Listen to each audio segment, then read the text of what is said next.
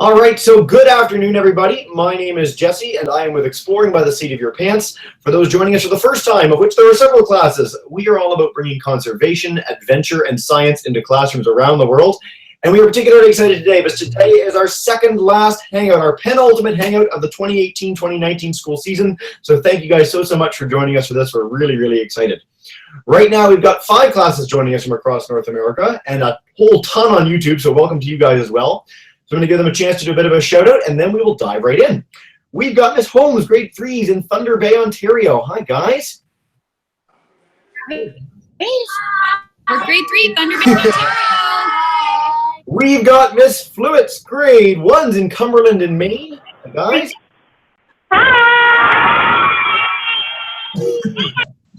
We've got Miss Delpinos, grade 4s in Thunder Bay, Ontario.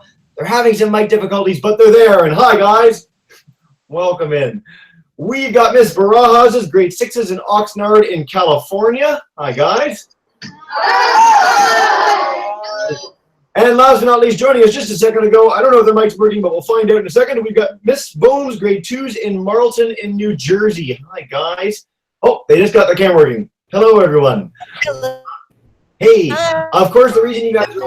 Oh, there they go. They're good. Of course, the reason you guys are all here today is for our speaker. So we are joined live by the Virginia Zoo. They've done over 10 hangouts with us over the last year and a half. They're a marvelous organization. And today, they're going to take us into the Frog Lab to learn a little bit more about our amphibian friends. Thank you so much for joining us, Mike, and take it away. Hi, guys. So my name is Mike. I'm here at the Virginia Zoo, and I'm one of the reptile and amphibian keepers here. So we work with all of our frogs, our salamanders, our snakes and lizards and turtles, and our crocodiles. So this room that we're in right now is our frog lab, which is where we keep a lot of our really endangered frogs, and we try to get our frogs to do some breeding, and this is just where we house all of them and take care of them. So I have a bunch of frogs here with me. I'm going to show them to you one at a time, so you guys can just see some of the different body features of frogs and some of the diversity between them. So let me grab my first here.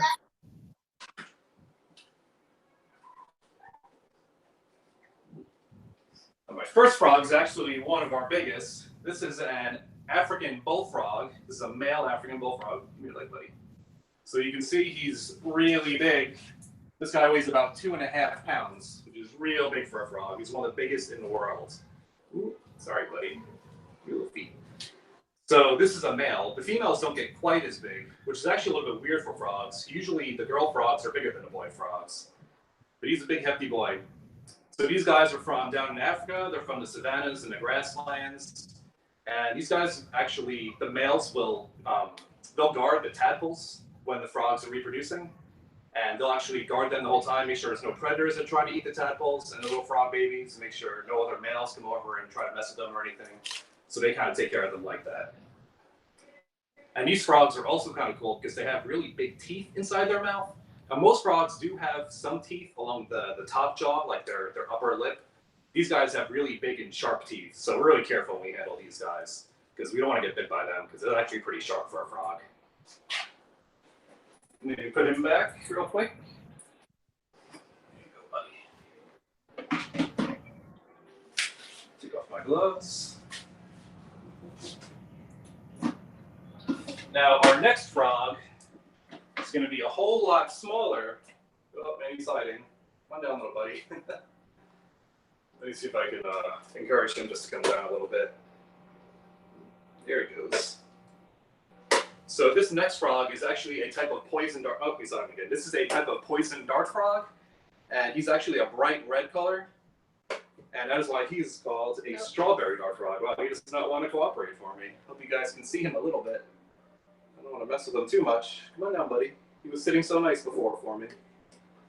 But if you can see him up there, he's a real pretty red color. Nope, he's on again. Sorry, guys. That's okay. Really pretty. He's bright red. He's got blue legs. And that bright red is kind of like a strawberry. So he's obviously a whole lot smaller than our African bullfrog. This guy is from down in Central America by like Costa Rica and Panama. And we call these guys poison dart frogs because they actually are poisonous. They do produce poison in their skin. The poison actually comes from the food that they eat. So these guys are eating really small little beetles and bugs that live on the ground. And those beetles and bugs are actually eating plants. that have these certain chemicals in them. So when the plants have the chemicals and the beetles eat the plants, then the beetles get the chemicals, and then the frogs eat the beetles, and the frogs get the chemicals. And that's how these frogs are able to build up that poison, because they don't actually make the poison themselves. It comes from everything that's around them that they're eating. But these guys, if you are able to ever see him, if he comes back down for me, they do have this really bright, pretty coloration because they want predators to be able to see them, which is not like most animals. Most animals, they want to hide as much as possible. They don't want other big animals to see them and try to eat them. These guys actually like standing out because predators see that really bright coloration and it kind of warns them off. It's almost like a warning signal not to eat them because they are poisonous and they could potentially be lethal to the large predators that try to eat these guys. Now, our next frog is another type of poison dart frog, and this guy is a lot bigger. You should be able to see him okay. He's that nice, pretty green color. We call this guy the golden dart frog. So he's also a poison dart frog, and these are actually some of the most poisonous of the poison dart frogs. In the wild, if you were to hold one of these guys in your hands for even a few minutes, they usually have enough poison to be able to kill a human adult. So these guys are really poisonous. You have to be really careful around these guys. And again, you can see they're also, you can see against my shirt or my hand, they are really brightly colored, just to help the predators to see them, so the predators know not to come too close to them. So while this is an adult, he's much bigger than that tiny little frog. I do also have some eggs from these guys that they just laid yesterday. So when we want these guys to lay eggs, we put a little hide box, a little house, or have a coconut like this. And underneath we put a little dish, and they lay their eggs on the little dish. So if you guys are able to see all these little black dots that are on this petri dish right here, can you see that a little bit? These are some of their eggs. These are frog eggs right here. All those little black dots. I think there's about 10 of them right there. So these eggs, when the females lay the eggs, they lay them in a jelly, and that's why they kind of jiggle around a little bit. There's a protective jelly around them that stops them from drying out or for small bugs and stuff from being able to eat them too quickly. That jelly protects them, and those eggs will actually, they don't hatch open like normal bird or reptile eggs. This right here is actually a crocodile egg that we have. So normally when birds or crocodiles or lizards, turtles, whenever they lay eggs, it's a nice hard egg and the animal will hatch out of here. The frog eggs are a little bit different in that the egg itself develops directly into the tadpole. So it starts off as that little, basically a black little ball of material, and it slowly forms and elongates into a tadpole. And unfortunately, I don't have any tadpoles I can show you guys right now. Not until those eggs become tadpoles. But the tadpoles basically look like little fish. They've got a big head on them, and then they've got a long tail, and then eventually they sprout out their rear legs and their front legs, and they absorb their gills and are able to crawl onto land, and then they suck in their tail. So they don't hatch out of eggs. The eggs actually just turn into the tadpoles. And after a few months, they turn into little frogs like these. These up here are those eggs when they become little poison dart frogs. So these are the same type again as that larger green one we just had. They're just not fully grown yet. And you can see these guys are actually still kind of dark. They'll start to become more green as they get a little bigger. Now our next frog here, this is a type of tree frog. This guy is called an Australian red-eyed tree frog. If you can see him through this container, I can take this lid off. He's not going anywhere. So this guy is from Australia, and you can see he likes to just sit on the side of the container here. These guys, they hang out on leaves and sides of trees and stuff. They got these really sticky feet that help them to grab onto things, so they can just hang out up there. And these guys are actually usually nocturnal, so they're usually awake at night, and they're asleep during the day. So I kind of woke him up for this. You can see he's got those really pretty red eyes right there. I don't know if you guys can see that okay. So part of why these guys live in trees and why they're only awake at night most of the time is to help them stay away from predators. Because if there's animals that want to eat them, it's just harder for predators to find them when it's really dark out. So they do most of their moving about during the dark. Our next animal here is a big red tomato frog.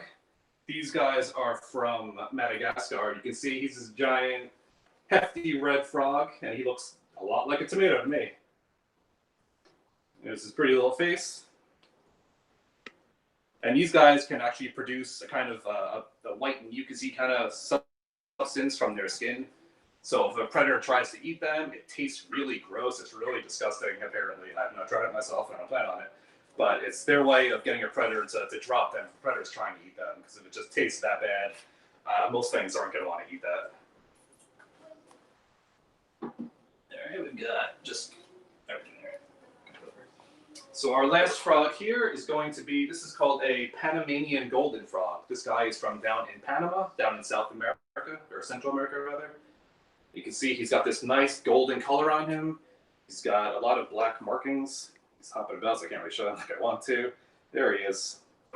Just nice little golden frogs. So you can see they jump a little bit. These guys actually do a lot of walking too. They don't always hop. Sometimes they'll just kind of walk almost like most other four-legged animals do. He's moving about a little bit right now. He's not used to being moved about like this in a container. I'm sorry, buddy. But these guys are actually almost extinct in the wild. There's a lot of zoos that are breeding these animals to try to build up their populations, and then we've actually begun reintroducing these animals into the wild, so hopefully their natural populations can come back up. So these guys are a work in progress. They're doing a lot to try to conserve these guys and to keep their populations back to where they used to be in the wild. Down. What other points did I have here? And do I have time for one more animal? Or are we doing here? We got just another minute or two? Yeah. Okay. That time, yeah. It's great. I've got one more animal here we can take a quick look at. Let me get all my gloves on real quick.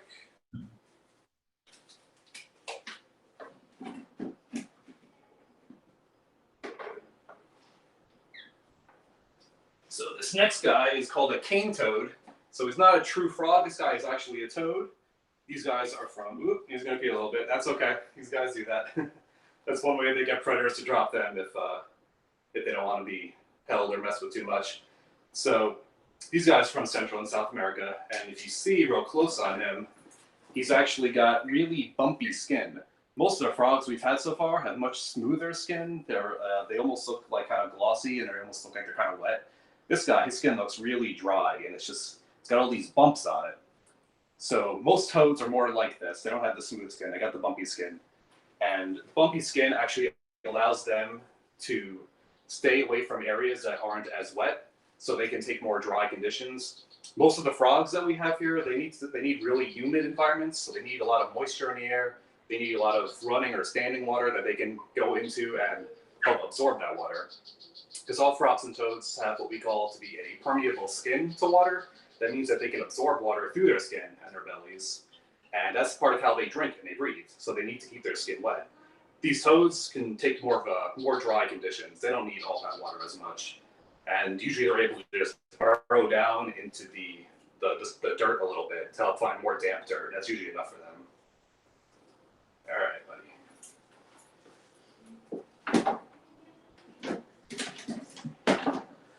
Well, that's all the animals that I had with me right now. You guys have any other questions for me or any other topics you'd like me to cover?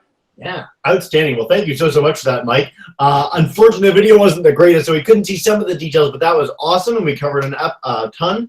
So we're going to dive into questions with our classes in just a second. I also want to note for our 11 groups watching on YouTube, which is tremendous. If you guys have questions, please do type them in, and I'll pass them along to Mike. But first, let's start with Ms. Holmes' class. If you guys want to kick us off with a question, come on up. Anything about frogs? Mrs. Holm is going to pick someone who puts a quiet hand up who might have a question that they would like to ask. Callum, say it nice and loud. How high can a frog jump, he wants to know. Ooh, what? So that kind of depends on the exact type of frog. This red-eyed tree frog we have here is one of our better jumpers. So if he was at about the top of this container that he's in, he could probably jump up, probably about this far. They don't usually jump like straight up in the air. Usually if they're jumping, they're moving from like one tree to another tree or one leaf to another leaf. So if he was about here, he could probably jump to something over here, I would say. And if he's jumping to something lower, then he could probably jump from here all the way down to here. He should be able to do that pretty easily. Some of the bigger frogs, when they just happen to weigh more, so they're not as good at jumping. It's really the smaller, medium-sized frogs like that. And they do have really strong, powerful hind legs, and that's what they use to like really propel themselves forward. So they're pretty good at jumping. That's so. I mean, you sort of deferred and said it was a small little bit, but that's a huge distance for a frog that's that tiny. Is there a comparison for what like it would be for a person to jump? I think it's Like, sorry, what was the end of that? Yeah. So, like, if a person were to be the size of a frog, if the frog's jumping that far, what would a person's jump be? Like, what's the comparison? Oh, definitely like all the way across the classroom, I would say. Like if you go to one end of your classroom, you'd be able to jump like right across the blackboard straight to the other side or into the hallway. So it's pretty far for a small animal. Yeah. Awesome. And we encourage you to try that at the end of the hangout. All right, Miss Fluid's class, if you guys have a question, come on up. Come on over, Liam. Come over here and stand on the X so you can ask it. And you can look in the camera. What do frogs' blood look like? Blood look like? Yeah. Frog blood, it's usually just a red color. It's not usually anything too interesting. There's a lot of other animals, like I know lobsters and horseshoe crabs have like blue blood. Most frogs, the blood is just kind of reddish. It's kind of a light red color. Good question, though, guys. I love it when we ask the class, like everybody's hand went up. Way to go. All right, so Miss Delpino's class, I don't think your mics works, but I'm going to demute you and see if it does. And then you've typed in a question, which is great, just in case. Okay. I don't think your mic's working. No. Okay. So the question is, how long does a typical frog live, if there is such a thing as a typical frog? But just in general, if there isn't, could you give us a sense of how long frogs live? So a lot of our frogs will live probably about 5 to 7 years. Some species live a lot longer, though. Some of our larger ones can live about 25 or 30 years or so. Some of our poison dart frogs, like this green one that we had here, these guys will probably live to be about 10 to 12 years old at the upper end, this nice green one. But we have a different type of poison dart frog who's not too different from this one, and those guys can live to be about 20. So sometimes it kind of just depends on the type of frog. But I would say most of them are probably somewhere between 5 and 10 years or so. Yeah. That's still very long for a very small animal. Fascinating. Speaking of the poison dart frog, actually a quick follow-up question. When you picked up the first poison dart frog, you put your hand inside the container. Now, you mentioned that they're poisonous based on what they eat. Is that one not poisonous? Because of what you... So that one itself is not poisonous because the food that we feed them here is actually not exactly the same food that they would be eating in the wild. So in the wild, like I said, these guys are eating all those little bugs that are eating the toxic plants, and then the bugs become toxic and the frogs become toxic. Our frogs here aren't eating those poisonous bugs. So I don't know if you guys can see here, but in this cup, I have a bunch of fruit flies that we've bred here as food for them. So if you, I don't know if you probably can't see these too well. There's a whole lot of little flies in here that are just crawling about. These flies are not actually able to use their wings to fly. So they just crawl around, and we're able to breed these. And we put these in the frogs' tanks, and they eat these flies, and they end up not being poisonous. Now, I didn't actually touch that frog just because I didn't want to bother him too much. And I don't want to get any of the oils from my skin onto him, which is also why I wore those gloves when I was handling the other frogs. I was trying to get that frog to move down a little bit away from my fingers so you could see him a little bit easier. But no, that frog itself is not actually poisonous. But if he was released back into the wild where these guys live, he would probably become poisonous once again. There you go. Very cool. Thank you so much. All right, Miss Baraz's class, you guys have a question? Come on up.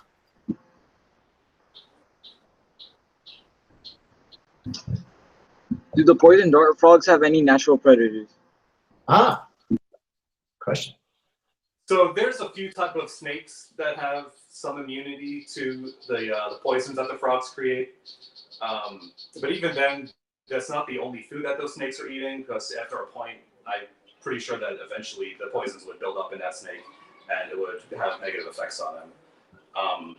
But otherwise, they don't have a ton of predators, at least not when they're like fully grown frogs.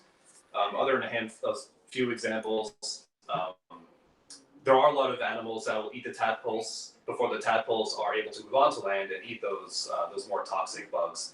When the tadpoles are alive, they're living in the water and they're eating any other small animals that go into the water. So they're eating like mosquito larvae and other small bugs in the water, or maybe they're scraping off parts of a plant or some algae that's in there they'll eat a lot of. But the adults themselves usually don't have too many. And if they do, the predators aren't eating too many of them. They're just eating some here or there, because if they eat too many, eventually the poisons inside the frogs will build up in the predators and it'll get them at least really sick. Very cool. Thank you so much. All right, Miss Bohm's class, if you guys have a question, Okay, you come should on be up. good to ask. Give me 2 seconds. Okay, go ahead. How long has frogs been on Earth? Ah, Ooh, that's kind of a tough question. Frogs most evolved. Honestly, I don't have a good answer off the top of my head. It was millions of years ago.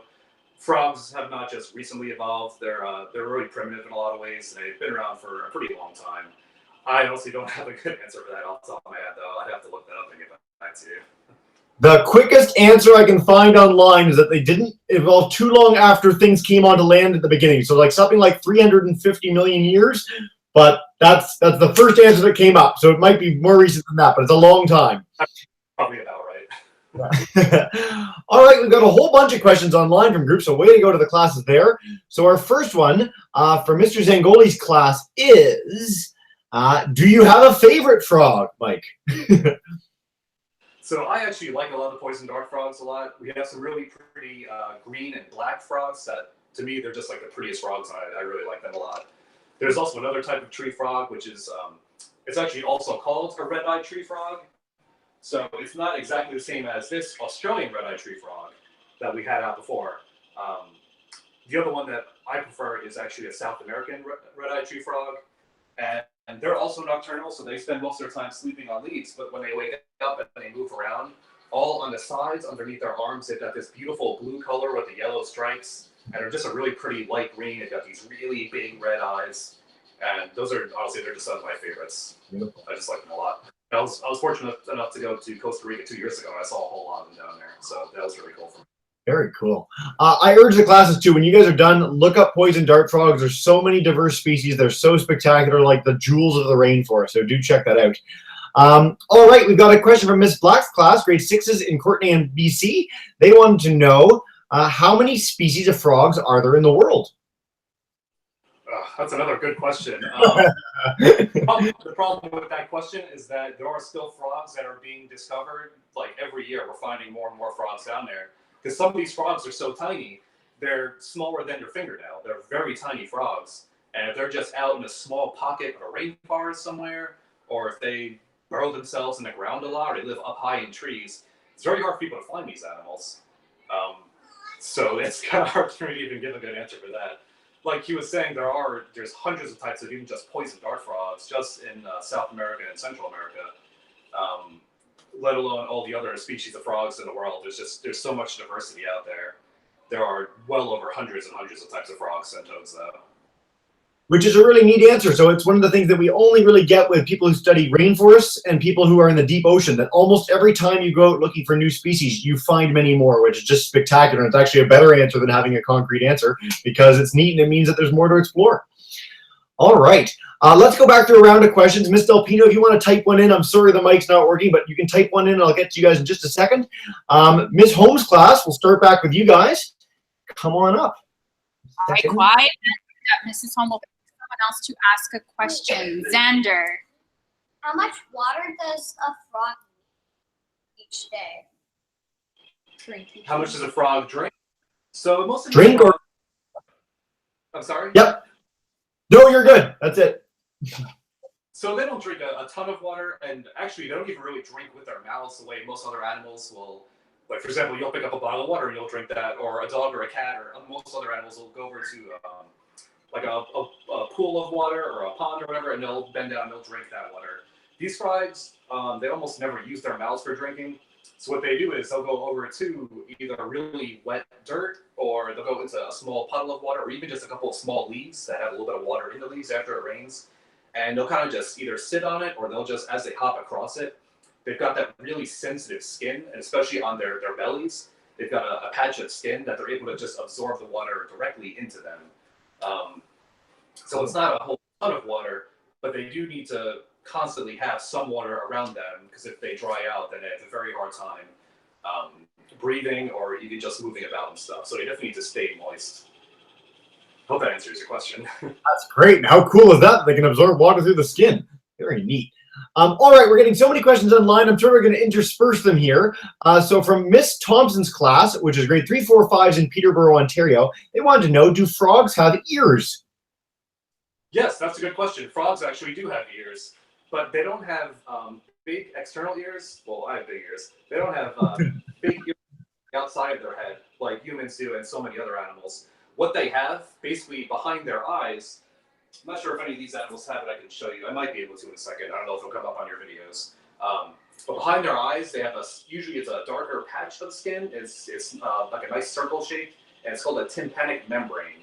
So it's kind of a patch of skin that's almost like thinner and softer that allows any sounds or vibrations to kind of pass through there, and it has some ear bones on the inside of their basically like in their neck area, and they're able to use those, and they will hear other noises around them. I don't know if you guys are able to hear on your camera right now, but there is actually one of my frogs in here is starting to make some noise. He's kind of calling. It's one of our male frogs who is calling for a female frog because he wants to mate with her to lay more eggs and tadpoles. So if you're able to hear that noise, the females that are in there with him, or the other females in this room, will hear that noise with those tympanic membranes they have behind their eyes, and they'll know that this male is looking to reproduce, and they can move towards him if they want to. Very cool. And for the classes, you know, pretty much wherever you are in Canada or the US, there'll be frogs that you can hear in any spring night, whether that's spring peepers, bullfrogs, any other thing. They're fantastic. It's one of the best ways to experience frogs, of course. So great question. All right, Miss Fluids class, if you guys have one, come on up. Yep. What's the biggest frog you have? Biggest frog. The biggest frog is going to be that first one that I had out, that big African bullfrog. You can see most of our frogs, they easily fit in the palm of my hand. They're only maybe a few inches long. They're about this big. They don't get super, super large. That guy is one of the world's largest types of frogs. There's only one or two that really get bigger. And at almost 2.5 pounds, he's not even that large for that species. They can get bigger than that. They're giant frogs. And we just have the one of him right now. But we'd love to have a few more of them because they're so cool. They really are awesome animals. Awesome. I love how passionate you are. It's amazing. All right, we've got Mr. Rosenke's grade 4-5 class from Lethbridge in Alberta, and they wanted to know what are some of the dangers to native frog species? So one of the biggest things that are threatening our native species, a lot of time, it's actually pollution and runoff.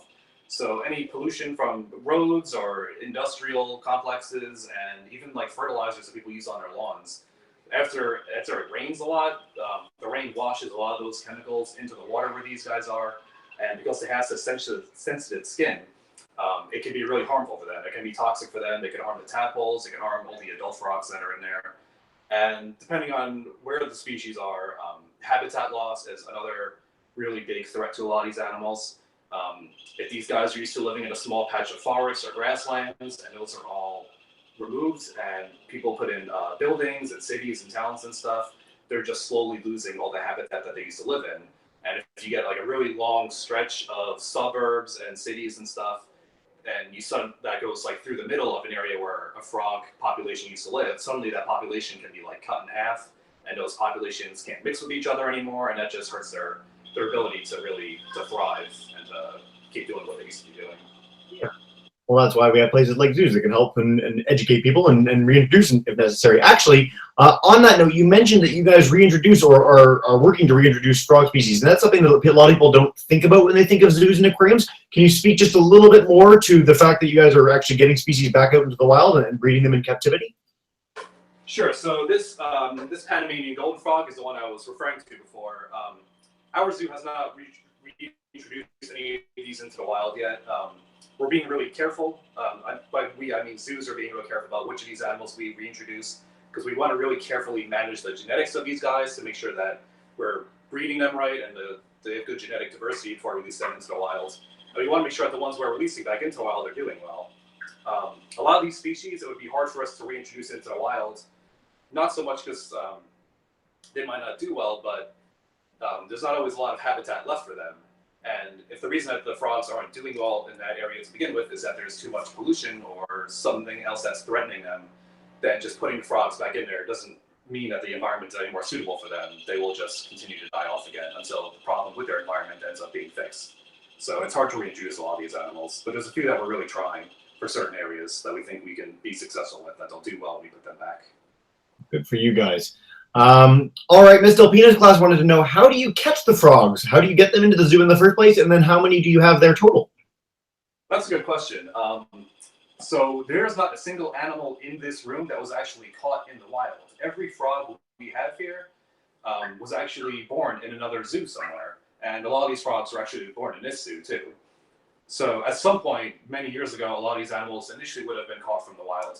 But once we've had a few of the species in here, or a few of each species, we're able to make those animals reproduce, and then we're able to send those animals to other zoos. So everybody is able to have these animals and to show them to people so people can see how cool they are and to become passionate about them like I am without needing to pull any more from the wild.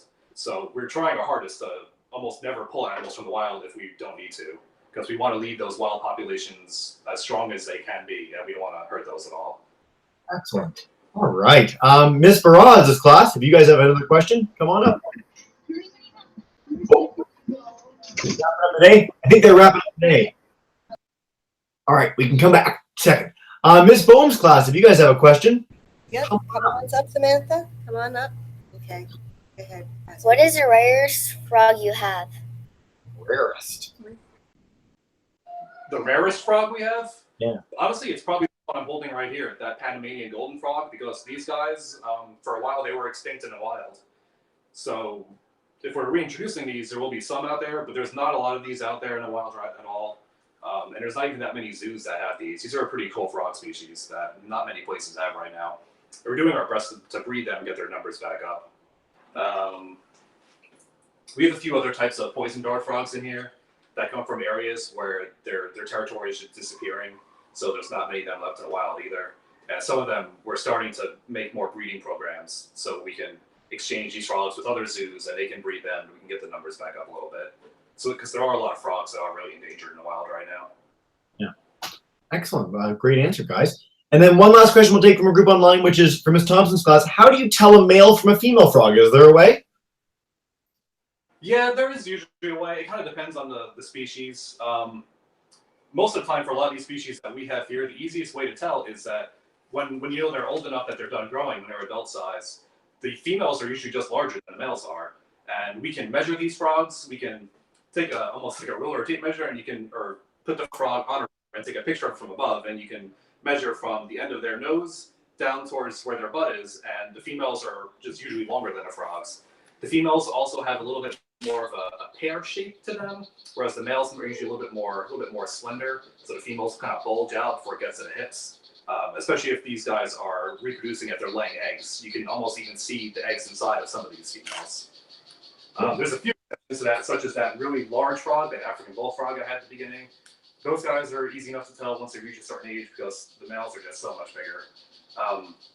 But for some of these other frogs, such as this, the cane toad that I had, that really big toad with the really bumpy skin, the males for those guys, on their front legs, where their thumb is, that front digit on the inside, it can almost kind of swell up a little bit, and they get like a bit of a rough spot on their form, and that just helps them to hold on to the females when they're trying to get them to lay their eggs. They've got a rough spot. It just helps them wrap their hands around the females, like the upper part of the body from behind, helps them hold on to them. So sometimes we can look for that rough spot on the arms too, but you can't always see that for all the animals. It kind of depends on if they're in a breeding season or not. So it's kind of hit or miss whether that will work.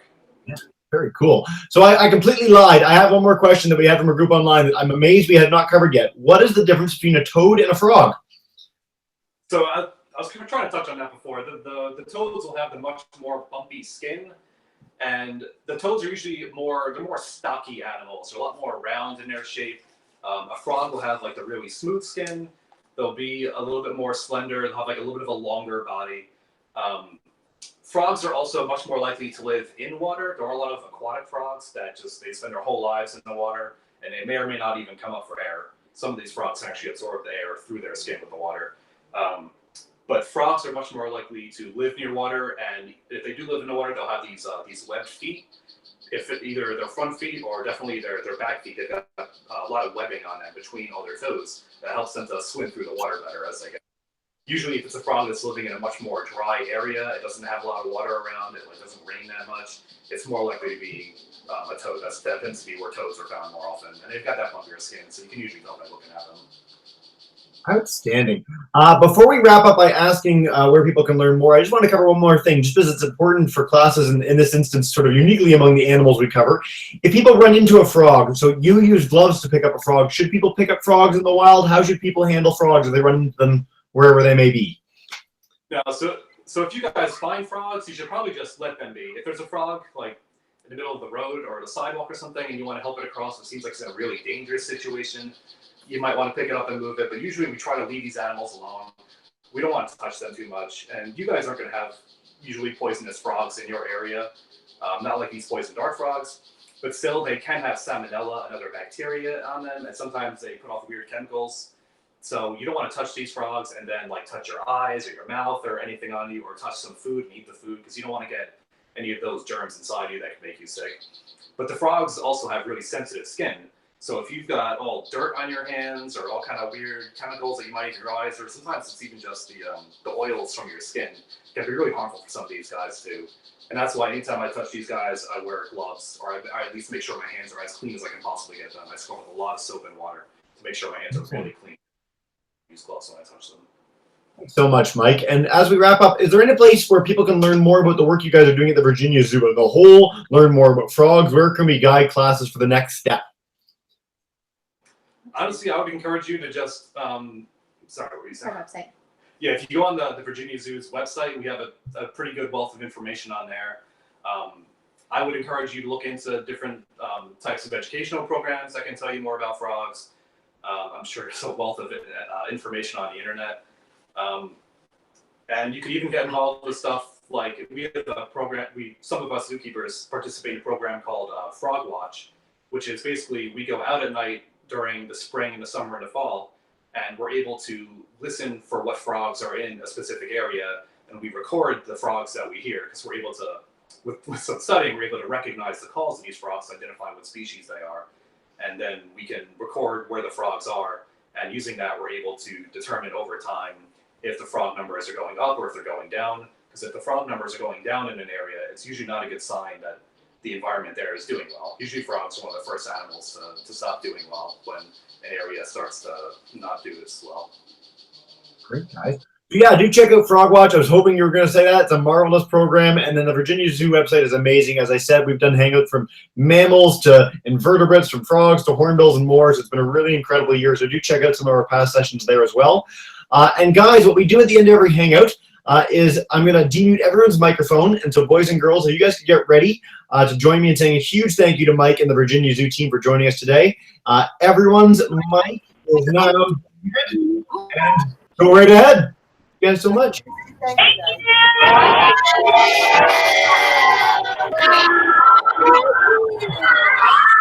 Awesome, guys.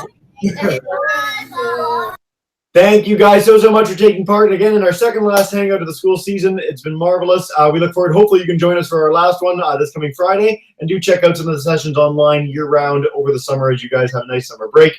Mike and the team, thank you guys so much for joining us. What a pleasure. Yeah, thank you guys. So it was fun.